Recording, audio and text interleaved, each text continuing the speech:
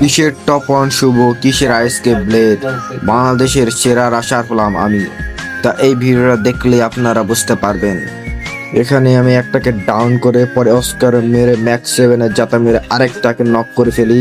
পরে আমিও নক হয়ে যাই মাকড়সা ক্যারেক্টারের জন্য। আমাকে নকডাউন করছে, আমি কি বসে থাকবো? আমি এর রিভেঞ্জ নিয়েই ছাড়বো।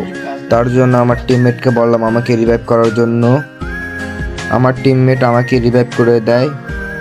রিভাইভ পাওয়ার পরে আমি আবার ওইখানে নামি রিভেঞ্জ নেওয়ার জন্য।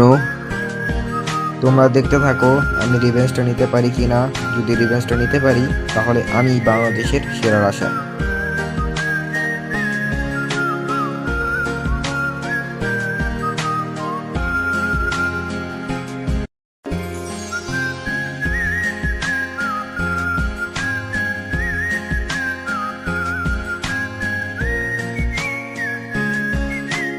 আমার কথার সাথে কাজের মিল পেয়েছো?